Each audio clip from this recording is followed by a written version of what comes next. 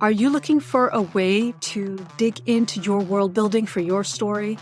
Then I recommend that you check out my world building workbook for fiction writers, now available. It's at howtowritethefuture.com. Just head on over there, click sign up, put your name and email, and there you go. That workbook will be delivered to your inbox straight away.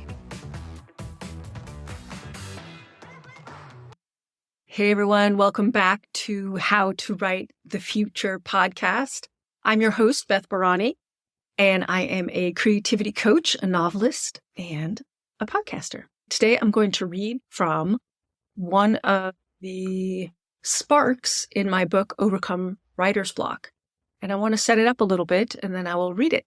So this podcast is about supporting you, science fiction and fantasy writers, and anyone who cares about the future, to write positive, optimistic stories so that we can envision what is possible, so we can help make it so. Now, that is tough.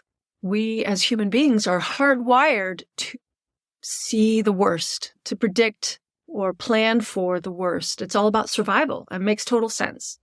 One thing we're not super good at as humans is how to be happy, how to plan for the best, how to design for the best. So stories allow us to think about what could be in a positive way and to ask those what if questions about how our civilizations, our cultures could be designed differently. It takes a lot of courage. So in this spark, it's called Escape into Your Art, 7 Ways to Get Out of Your Own Way. Now, I wrote it over a decade ago, and I don't necessarily think getting out of your own way is today how I would name it. Nevertheless, the tips that I share here are all about helping you be brave, take that risky move of expressing what you really think and feel. And I think we need that courage to create positive, optimistic futures. So enjoy this spark, and I will jump into the end to add a few words. All right, here we go. Escape into your art. 7 ways to get out of your own way. And here's a quote from A Circle of Quiet, The Crosswicks Journal, Book 1 by Madeleine L'Engle, one of my favorite writers. When we are self-conscious, we cannot be wholly aware. We must throw ourselves out first. The throwing ourselves away is an act of creativity. So when we wholly concentrate, like a child in play or an artist at work, then we share in the act of creating. We not only escape time, we also escape our self-conscious selves. So that's the quote. We must take action to create our art. We must play at it as a child approaches playing. I love this Madeleine L'Engle quote, and I want to share with you how we can escape into our own art, how to open the door into the sumptuous world of our creativity. I'm assuming you know what your art is, that you know how you want to apply your creative energies, but you feel stymied in some way. If you don't know what your creative art is, then I suggest you remember and identify it. You could also read about Spark 7, the passion for writing, or read it directly in Overcome Writer's Block. What was your favorite game or pastime as a child? Think back to how you spent your time. For example, I loved playing Ollie Ollie Oxenfree, a complex version of hide-and-go-seek with friends and siblings. We loved playing Capture the Flag, exploring the nearby wine grape vineyards, and playing in abandoned fields full of burrs and blackberry brambles. I also loved curling up with a good adventure story like Misty of Chincoteague or The Lost Prince. Time to take action. Any action will do. Okay, almost any. If you need more clear direction, then below are 6 ways to get out of your own way. Do one or do them all. The point here is to get out of your own way and create in a place of love, enjoyment, and play. Way number 1 of getting out of your own way. Play. With reading, I loved and still love diving into another world so completely different from my own and coming out of the story refreshed and so in love with that other place. It makes this place, my own place, stand out as foreign and intriguing. I'm always on an adventure, and this I love. What do you love about the games you played? Dig beneath the pleasure and describe its elements. Way 2 of getting out of your own way, identify. I'm in love with my current piece of fiction. Its characters, setting, and problems. I can't wait to return to that world so I can sit in the angst of the problems I've created and move my characters to some kind of resolution. I love that exploration. Because although I know where I want my characters to go, I don't know exactly how they will travel there, or if they will really succeed in their missions. Identify the thing you love about your writing, your art. Identify it and allow yourself to sink your teeth into it. As Madeleine L'Engle says, we must throw ourselves out first and become our art creating itself. Way number 3 of getting out of your own way, time limits. Set the timer for 20 minutes.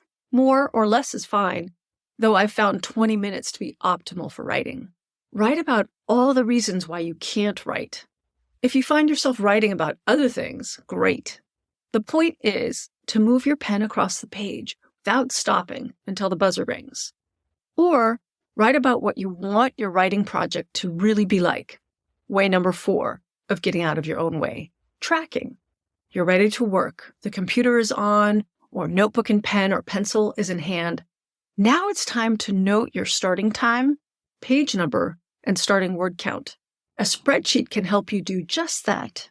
A tracking sheet that helps you track. Not just what you've done and for how long. It tracks that you've done it. Breathe. Congratulations. Showing up and following through on your creating is what it's all about. Way number 5 of getting out of your own way. Map. A leadership trainer and friend, Greg Norte, taught me a map is a major accountability partner. Maybe this person is a life partner, business partner, colleague, or creativity buddy. Call them at the start and at the finish to report in. Celebrate your successes and shore up any challenges. Weekly is best. I have maps in all areas of my life. Go team! Way number 6 of getting out of your own way. List of 20. This is one of my favorite exercises, appealing to both the left and the right brainers out there. This exercise can be used for any kind of creative project, and yes, of course, writing. It's great, in fact, for story and idea generation in any area. There are 5 steps to implementing this simple yet powerful tool. Step 1, set your intention for the list. In other words, decide what you're going to use the list for. For example, you could decide to list out 20 possible plot ideas, terrible scenarios for your hapless characters to fall into, or 20 ideas associated with a big lifestyle change. Or the question, what do I really want with this creative project? Step 2, get ready.